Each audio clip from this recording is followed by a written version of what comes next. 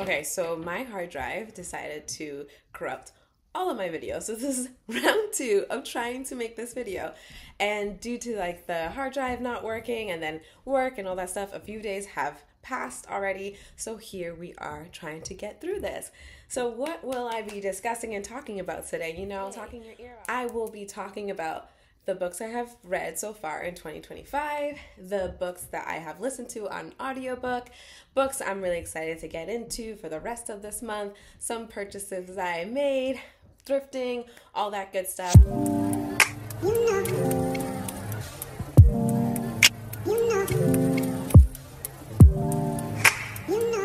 So let's get into it. All right, go through my notes. Having a reading journal for me is really helpful. I'm not like artistic or anything or crafty like that, so essentially it's just me writing. If you don't have a reading journal, you're someone that wants to keep track of all your books, want to keep track of your thoughts and how you rated them, I would suggest getting it. Something simple and easy you can just like get on Amazon. So the first book that we're going to be discussing, sorry, give me a second. All right, so the first book that I read is a historical fiction based in Boston, hence the city name right there, in the 1800s. It is about Isabella Gardner Stewart and her life, and essentially the big question that this book is essentially asking is that, am I more than just fill in the blank?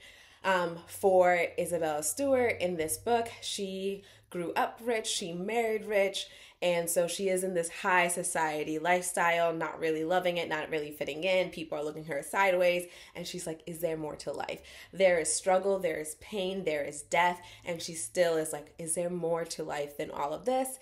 Because of her life and because of everything that she fought for, we have beautiful museums and artwork that we get to just enjoy and be a part of that world. I would say if you love historical fictions, this is for you. If you're from New England and you enjoy museums and arts, things like that, this is also for you. This was a book pick for our book club. So my book club is a few of my girlfriends. We just get together once a month and we get to just talk about specific books that we chose to read for that month. And so what we're excited about is after we're done with this book this month, we are actually going to the museum together, debriefing about the book, and then enjoying our time, beautiful art. Really excited for that, and just to dive deep and just know what they thought of the book and their ratings and things like that. One of my friends, she texted the other day, she goes, this book is sad. And there is some, I would just say, I don't think there's no trigger warning, or I must have skipped it, because to be fair, like, I'm the type of person, I'm just going to warn you now, like, trigger warnings really don't bother me, and that's not because I didn't go through hardship, okay? I can get through it. And so I would say that this book touches on family death, it touches on miscarriages, death of children, all that stuff. I would say if you are someone who enjoys historical fiction, enjoys something that is local or based in reality, this book I would say is for you. If you are someone that can get easily triggered, I would warn you that it talks a lot about death. It talks a lot about miscarriages, losing a child, suicide.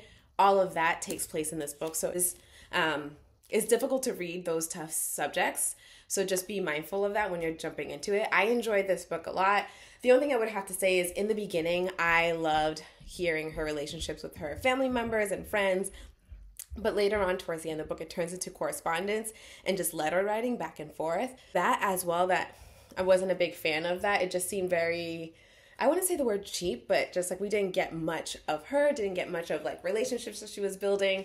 But I really love the fact that this woman is someone that really like rubbed shoulders with some like top people. Like you're talking about Oscar Wilde, you're talking about Van Gogh. She just knew a lot of people and she like got in really great circles. I'm trying to think like how else did I feel about this book? Like what excited me about it? Definitely the idea of like the struggles that women constantly face with just being in spaces that are only for men. She touches on that as well. Like we're talking about the 1800s, so what we go through is like not even compared to what this woman has went through. I really enjoy this historical fiction. Definitely a historical fiction that is not up to par with the woman. Like the woman has its own like pedestal for me, but I very much enjoyed this book. I think I rated it 3.75 stars for me. Okay, next book that I read this month was Before I Let Go. This is a romance novel by Kennedy Ryan. Hello. And I'm like, you can read it, but Kennedy Ryan wrote this book. It's a romance novel. It is a second chance. That's kind of like the trope. Second chance. I don't think I've read a second chance. I'm trying to think if I've read one before. I don't think I have. But this book, what I loved about it, it touches on mental health, like throughout the entire book. It talks about family and working it out together, reconciliation, like all of those things I enjoyed. And I love that that was the main topic of this book. And it was centered around mental health, centered around going to therapy, seeking assistance and help in order for your family to grow and to be better. Things I didn't particularly like about this book is the two main characters, the exes, I would say. I didn't know much about their marriage, right? So you want to root for your main male character, main female character, because there's something that is like pulling you towards them. That's like, oh my goodness, you two are meant to be together. Why don't you know this already? Come on. Like, and then they get together and you're like kicking your feet. I didn't have any kicking my feet at all during this. There was none. There was no blushing. But do I blush? I don't know. Anyways, I didn't feel that whatsoever with this book. I read a lot of people were not a fan of the main character, Yasmin, because they felt she was whining and that while she was struggling and going through all the ups and downs, her husband, ex-husband, was the one doing the work, making sure they were staying afloat, making sure the money was right, X, Y, and Z. Here's my issue with that whole dynamic and with that whole type of conversation is that one, Yasmin was going through a loss, right? And throughout this loss, she was going up and down with her emotions, rightfully so. In all of that turmoil, she looked at her husband and was like, can we go to help? Can we go to therapy? Can we go to counseling, X, Y, and Z? And he was not for it at all. One, if you don't know this, you probably should. Men are the least, like very much least likely to go to therapy, right? And they don't get help, they don't get assistance, and they don't get what they need in order to achieve the goals that they need to in life, right? And especially in the Black community, it is very frowned upon to like go seek help and go to therapy. So again, it just perpetuates that stereotype of Black men in therapy, which I'm like, come on, Josiah, just do it for your family. Okay, I'm going to spoil it. So just to like talk more about this book, because there was so much of it that I was just not a fan about. So Josiah doesn't go to therapy. She's just at a loss. They have lost a child. So she was like, I believe like full term, was about to have a baby very soon. And she has an accident and she loses the baby. So imagine that. And she has to deliver this baby still. So she has to go through all of that turmoil, all of that pregnancy, go through the ups and downs of her hormones, go through the depression of losing her baby, probably like most likely depression in general of having a baby, right? She's going through all of that. And Josiah doesn't have no grievances. He is hurting, but he is putting all of his effort into the job, all of his effort into the restaurant that they both own. While I don't see an issue with that, for me, I felt like he just left her. He's like, we got to do what we got to do. We got to pull our pants up and get to work. Yes, there is a time and place for that, and it was needed, but you left your girl. And she was like, can we go to see therapy? Can we seek this assistance out? Does it happen? She ends up asking for a divorce. He's like blindsided. They end up having a divorce. 2 years later goes by. Then the book starts up again. And essentially she lives at home with their 2 kids. He lives like 2 streets over. We go through Josiah dating someone. Yaz going on a few dates with someone else. They are jealous of one another in their future partnerships. They don't like it. And then there is the whole, they go on a trip together for work, one bed only. They get back together, and here we are. In between that, we have like, trying to think, there were moments I was like, I don't know, I'm just like, I wasn't feeling either one of these characters. I was feeling Yas for like what she went through, but Josiah pissed me off so many times. First and foremost, you didn't want to go to therapy for your wife who just delivered a baby that was dead, okay? That was the first thing that pissed me off. Second was that when they were divorced 2 years later, rightfully so, he started dating. That's fine. That's your business, right? But there's a scene where she's at the restaurant and she sees the cook and she's like, there's something going on between her and my ex-husband, like the way she's looking at him, leaning on, whatever, all that stuff. She's like, hey, ex-husband, I'm going to go out, right? You got the kids, blah, blah, blah. Sure. She gets back to her house. The cook is there. Josiah and her two kids. And they're playing Monopoly like a big happy family. She has no idea they're officially dating.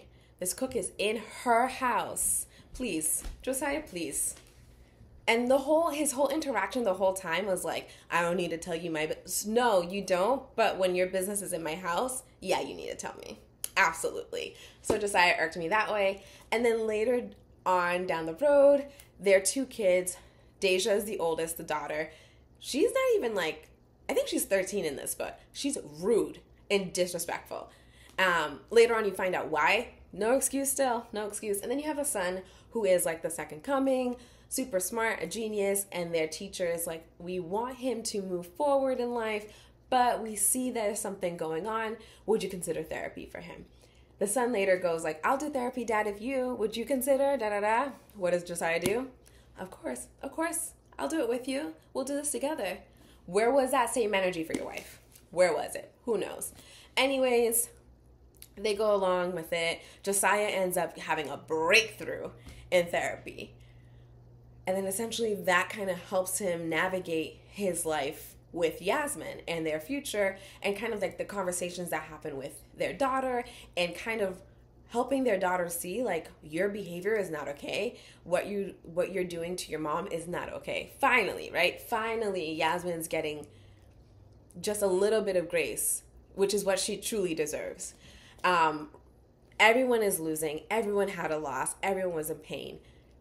But maybe I'm biased and maybe because I'm a woman, but like I don't think you can't compare that to like one, the parents, and two, the mom who had to do the delivery.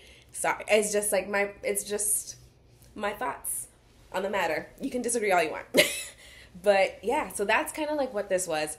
I think it was definitely a book that was thought-provoking, had you talking, conversations. If you're in a relationship, if you're about to be married, things like that, I think this is a book that would have you take a pause and make you consider like maybe we need to have a conversation or talk about things of reality. Not trying to put like fear into your mind whatsoever, but just trying to think of like what things can we talk about? Like if we were to go to trials and tribulations and all that stuff, how do we cope? What is our plan in place, right? For me in my house, what are we going to do? How are we going to talk this through? What's the game plan? So I think essentially like this book really brought that out in me and talking about conversations, things like that. So this is before I let go. Sorry, that was a rant. That was long.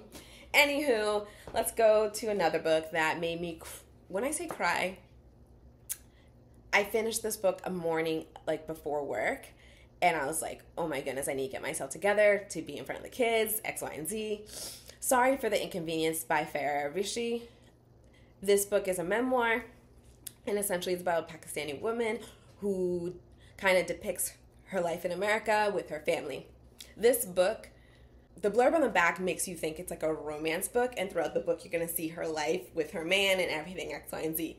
They touch on that person, individual, throughout the book, but I felt like the main focus was on her family. There was nothing wrong with it at all. Like, that's not why I picked up the book. I picked it up, one, because it was a Mindy Kaling book club, and I love Mindy Kaling, and I'm starting to really enjoy memoirs more and more. So I just thought, like, okay, let me read this through. I think this is going to be exciting. It hurt me. It broke me. So I'm telling you right now, be prepared for this. This book, it just goes through a death, loss, family dynamic, mom and daughter relationship. All of that was in this book. It's very difficult to critique memoirs because these are real people in real life. And so you don't want to be like this person and that person. Some people are no longer here on this earth. But let me give you a positive note. Stephen, who is the boy that is mentioned in the back here, Stephen is king, is green flags waving all around. If you want to know what it is to be a supportive friend, someone who will be there for you regardless, it is Stephen. Stephen endured so much crap from Farrah. Sorry, I will talk about you, girl. So much. Like, I feel like she left a lot of things out, so maybe we don't know the full story. But the way this was written was that you blatantly ignored a man that was giving his life to you, that loved you, that want to be there for you. And you're like, oh my God, I don't know why he's doing this. Oh my God, why is he at my house helping my family out during this hard time? You kidding me? Please. But anyway, Stephen's great in this book. But yeah, it was definitely tough to read. I think what people can get out of this is, especially if you're from a immigrant household or maybe a household that's not for, I don't know, I guess like talking more about emotions and feelings, or a household that really, I'm trying to like figure out how to describe this. So Farrah essentially is like, she has a JD, like she went to law school, everything like that. And I guess you don't get a JD unless you pass the test. So she essentially goes to law school. Her parents are for it because they're Pakistani. Like, that's what it is. You're a lawyer, you're a doctor. That's kind of like the bar for that type of family and that type of like culture. And so if you're part of that type of family, it's difficult for your parents to see you in any other profession. It's just not happening. So that's what she kind of essentially goes through. So I think this book kind of like, it's a great starting point for those who kind of want to go off the beaten path according to what their parent or culture sees fit.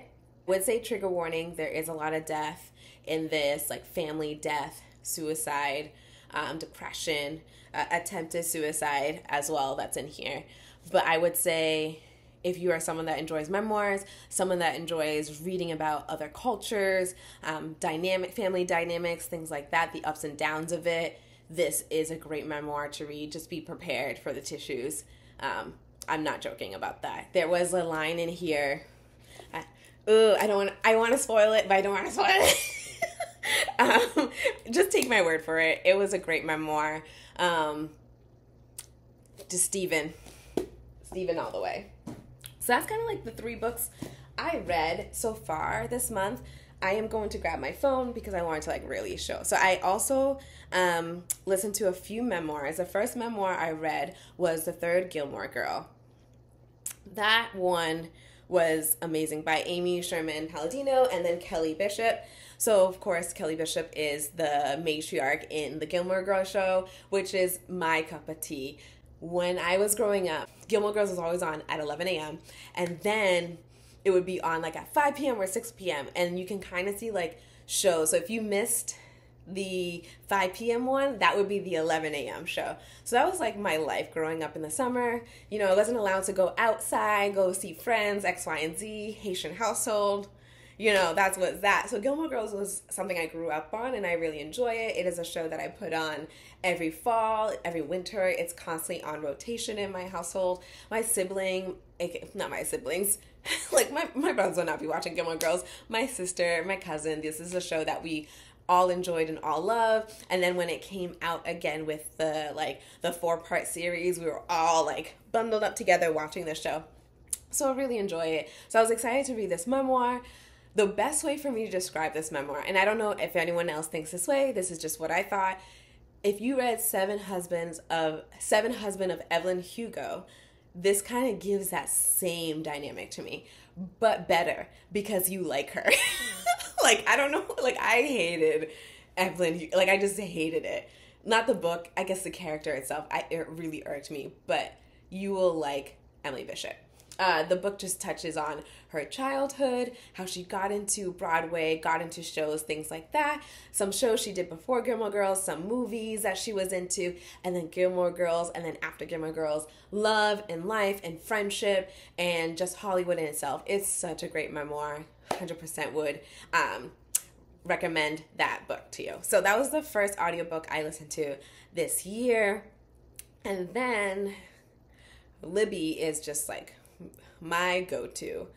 I'm just like so grateful for something that like allows me to read books, even though you have to like wait for a while, read books, listen to books for free. The next audiobook that I listened to was Exes and O by Amy Leah. So I read a book by Amy Leah called Set on You, and I have to dig more into these books and kind of like to see if it's like a trilogy or something, but it is 3 books in a series. So it's Set on You, Exes and O, and The Catch. And I believe all 3 women are from the city of Boston. They are all influencers in some capacity. Exes and O's, this woman was an influencer, and she kind of did like a couple of series on like just her life, her personal life in Exes and O. But this book specifically was about her. I'm trying to figure out like what's wrong with me and why did all my exes break up with me? Is it something that like maybe it was in the past and we can figure out a way to rekindle? So she does this series on Instagram where she talks about all the exes that she wants to reconnect with and figure out like, can something occur again? Can something happen? Is there lost love that we need to rekindle? Things like that. At the same time, she has a roommate who's a male who kind of knows her backstory, things like that. And of course, you kind of know what's going to happen. This man is going to become like her go-to guy. Like, what am I doing wrong? Help me, be there for me, coach me. And then they end up falling in love. Like, it's super predictable, super easy. I enjoyed Set on You. X's and O's, I wasn't a big fan of. I just felt like it was just too... There was nothing about her that, like, gravitated toward me. Like, I need you to have trauma. I need you to have pain and suffering. I need you to have a great backstory. And her being dumped by, like, oh, these guys are her life. Like, I don't know. It just wasn't enough for me. And she's, like, blasting it out there in the world. The main male character, for me, I felt like there was something that drew me to him, right? He is someone that has a story that is very sad and very traumatic, and he is a man that stepped up when someone else didn't. So I really liked his character and how he was written. I wasn't a fan of the woman character at all. And I just felt towards the end like she really didn't learn anything. Like, I'm like, maybe you are the problem, but you're like, no, I'm going to say the same. I like who I am. So stand on business, please. Anyways, Exes and O. I am now reading The Catch, or not reading, listening to The Catch. I'm enjoying that so much better.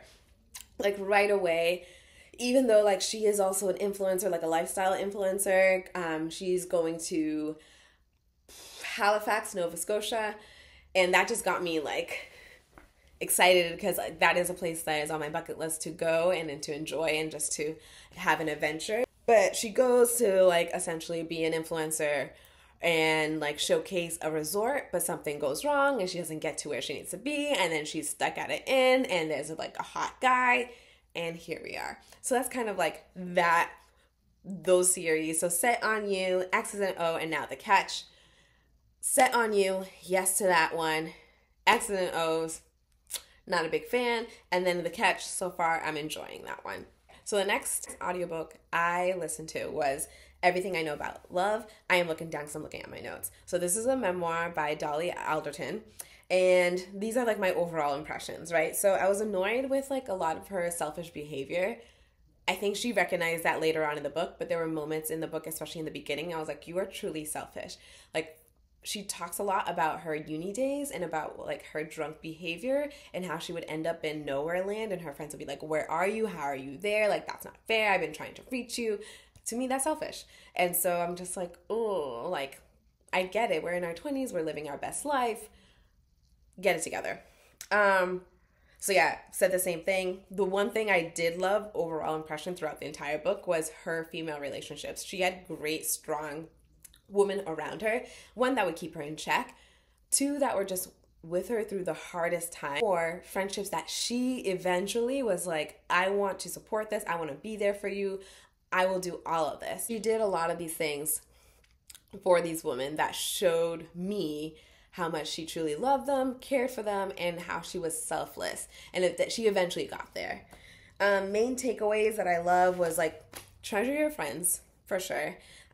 Things will change. So throughout this book, It goes from her 20s. She does touch on her teen years, but goes from her 20s to her 30s. And during that time in transition, especially in women friendships, a lot of women are getting married, having kids, moving, all of that stuff. So she's touching on that a lot and trying to grapple with the idea of like, things will never be the same. Why do they have to change? I hate it here. And she's like turns into like a little brat because of that. Because a lot of her friends are moving forward. They're getting big jobs. They're getting married. They're getting engaged. They're having babies. They're moving into a house, X, Y, and Z, moving in with their partners. So a lot of that is hurting her and breaking her. And she turns into, I'm not going to say monster, but essentially a brat. And then the last takeaway I would say about this book is if you need help, please get it. And she did that. She went to therapy. There were moments where it was great and she was getting like not only solid advice, but she was using that in her real life. And then she just got to a point where she got really defensive and was like, peace out. And then she eventually went back. And that was great because she realized like, oh, I actually need you. Her friends noticed the change. She noticed the change. She realized like things that how she was behaving in the past and how unhealthy it was and how it was hurting her future self. Some thoughts.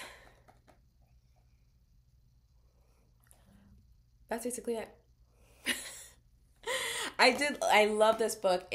I think it teaches you great lessons about friendships, great lessons about just life and how life changes and changes drastically. You think it changes fast, but like between your 20s and your 30s, you're going from hanging with your friends all the time in the dorm rooms, doing what you need to do, hanging out in the library, studying together, to then after graduation, people are back in their hometowns or they're moving elsewhere, or some of them got married or they have kids. Like a lot of that we can relate to. And so I really enjoyed that part of the book, her sharing that and her sharing like how she coped with that.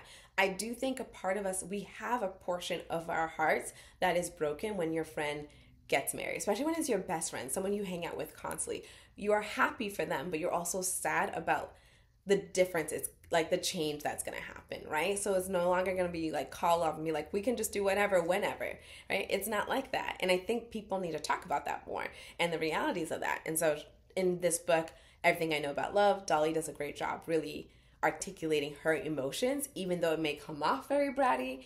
It's kind of reality of a lot of us. We may not express ourselves the way Dolly did, but we do feel the same way. So Everything I Know About Love by Dolly Alderton. I would actually recommend this book a lot. Maybe you don't relate to it, but it's a great memoir and there's great life lessons in there. So that's what I enjoy so about these memoirs that I've read so far. Sorry About the Inconvenience, Everything I Know About Love, Lee Bishop in the third Gilmore Girl, like lessons there that I've learned. She talks a lot about earning her way to everything that she has. Like she wasn't trying to take a cent from anybody, owe anybody money, none of that. So she's like, I'm not borrowing anything. I'm going to work hard for it. I'm going to get up and do my job. I love that about that. That was a great lesson to learn is like, get up, do the job, do the hard thing. Like it will come. Work on your craft. Say yes to things that you may not think you want to do and something will open. So all of these memoirs so far this year, great. It's only January 2025 and I'm loving it so far. Audiobooks that I am excited to like listen to. Some of them are rereads and some of them are just like new books. So I have not read Red, White, and Royal Blue. So I have that ready to go on my Libby. I'm going to do like a reread of Love Hypothesis. That was like one of my first romance books. So I wasn't really into romance whatsoever. I was reading thrillers, mysteries, dark romance maybe, but like fluffy, like, you know, kick your feet up wasn't like my jam. And then I read Ali Hazelwood based off of her bio and everything that I enjoyed. I read Ali Hazelwood, Love Hypothesis, and I was like, I am for this. What, like everything that she wrote, how she wrote her books, her intelligence, and how she incorporated STEM. Something resonated with me and I really like that. So the Love Hypothesis gonna be that. And then I have Beautiful World, Where Are You by Sally Rooney. So that's gonna be on the list for the rest of either January or into February. Honestly, not that I'm not keeping track when it comes to audiobooks. If I finish them, that's great, and then I'll start a new one, but I'm not trying to like lock it in per month because it's just easy for me to read audiobooks. I read them on the car ride, things like that. Like what we did for the month of January 25 so far. The next book I am reading in January 2025 is The Poppy War. I'm just getting into it, so like barely hitting the mark here. I'm really enjoying it so far though, and I'm hoping to finish this by the end of this month. If I don't, I'm not gonna cry about it, because in like few days Onyx Storm comes out, and that's just gonna take up my mental capacity. I'm really excited for that. I hope to finish both of these books by the end of January 2025. If I don't, it's okay, right? And then I am doing a reread, and I'm taking my time with this, so it might go into February 2025, is Terms and Conditions. When I say this is the book that like captures Grumpy and Sunshine, this is it. So a lot of the books that I read that are like Grumpy and Sunshine, halfway through, homeboy changes, right? He gets all like sentimental and cutesy and blushes, and I'm like, can we not? Like, Declan doesn't change. He will scowl at you. He'll sneer at you. He'll smack the side of your head. He doesn't care. He'll be, I love Declan so much. And then Iris brings the sass. Like, she is like Sunshine with a little bit of black cat in her. This book is great. And as a woman of color reading Terms and Conditions, Iris is a Black woman and is written so well by Lauren Asher. Right there. It's written so well. And that is rare. Very rare to find. And I was shocked. I was like, Lauren, you've done your research. You've done well. Even the idea of like, Iris works hard for everything that she has, and she put effort into her life. She struggled, but she made it through on her own, and I really enjoyed that part of this book. It is a marriage of convenience, billionaire, love story, things like that. It's just great. I love everything about this book. So this is a reread for me, and just taking my time with it, not trying to rush it whatsoever. Okay, up next. So I've done thrifting. Thrift Book is like a place I've started to purchase from recently. Not recently. I would say like last school year. So not recently out loud. For the last 7 months, I started purchasing from thrift books because a lot of books are just too expensive for me. I don't want to drop $30 on a book. I'd rather buy it secondhand. Even from independent bookstores, I will shop there just to support them, but they are also sometimes expensive. So I will go through thrift books, and sometimes like I'll get like enough points to get like a freebie or things like that. I joined the teachers program too on thrift books, so that was very just like, it just makes things easy for me and just helps my wallet. I'm not for trying to break the bank for books, which is why I have Libby, which is why I have Kindle Unlimited. So like reading a bunch of books within a short span of time, like my Kindle is very helpful. So I'm being very intentional with all of that. So when it comes to thrift books, what I got was Shadow and Bone. So this is based off, the Netflix series is based off of Shadow and Bone. I only know this story. It's a trilogy. The Shadow and Bone series on Netflix was amazing. I enjoyed it, so I'm really excited for this book. The second book that I caught was Transcendent Kingdom. It is about a Ghanaian family and just kind of like their life in America. She also wrote the story Home Away. I believe that's what it's called. Yeah, Home Away. So this is another book. And then I am doing collections of Harry Potter. I mentioned this in a video earlier, I think my first video, that like I wasn't allowed to read Harry Potter growing up. This was a book that was like hidden in our house if you were reading it. So my older sister read this first when we were kids. And then I didn't read Harry Potter until I was like in my late 20s. So that was kind of like interesting. I got into Harry Potter first through the music. I was in band in middle school and we played the soundtrack to Harry Potter, and then we went to go watch the movies, and that's what really like pushed me into the world of Harry Potter. Was the music first, and then it was the storyline. So I'm really excited to just like get all the books. I read them all on my Kindle, so I'm just like excited to like actually have the physical copies of them. So that's kind of like the thrifting from thrift bookstores. Yesterday, I went to a thrift store, like a local thrift store by me, because a few weeks ago, I really hit home with a few goodies from there. So like teacups, things like that, and then some books I was really excited for. So I went again thinking like, maybe I might have a little bit of luck finding some books. So here we go. Okay, I also got like some goodies for myself. I didn't unpack them yet, so I got myself a mug right here. Just so cute, nice and big. I'm a big fan of big mugs. I'm starting to make like a lot of matcha, so this is great for me. as I said, I'm collecting Harry Potter books, and so I found one of the Harry Potter books, number 7. So just collecting over and over. Some of them, I know I won't find them all in order. So if I can see them and I can find them, I'm going to grab them. And they're just like really cheap. Like this was $3. Okay. And then, oh, it's Homegoing, not Home Away. So this was another one of her books. The one, the author that wrote Transcending Kingdom. She wrote Homegoing. So excited for that as well. That was a $4 purchase. This is Good Girl, Bad Blood. So this is the same author of A Good Girl's Guide to Murder. I believe this is the second book. I read the first book in 2024. Really enjoyed it. I did like a tag team type of thing. I read the book and I also was listening to it on audiobook. So excited for this second book. I don't know much about it. I don't know like what people were rating it or things like that, but I enjoy the character. And then, oh, I have 2 more. Okay, so the next book I got, Red Queen. I've seen this everywhere, so I'm gonna try this book, and see what's the hype about. It was only reason why I got this was because it was $3. And the next one, Skin of the Sea. It was a book that was recommended to me, so I found it and I was like, that's great. Again, this is like $4 and it's like $19 in the store, so a steal. A recommended book that I'm going to hopefully read in 2025. And then, of course, your girl, other than the mug. Oh, I got another mug. Isn't she pretty? That was like $3. And then I know I got, there you go. Just a simple, like, teacup and the saucer. So, like, just simple things like that. And that's that. And that's what we have. And I'm really excited for that. I'm really excited for, like, all the books that I get to read and just get into.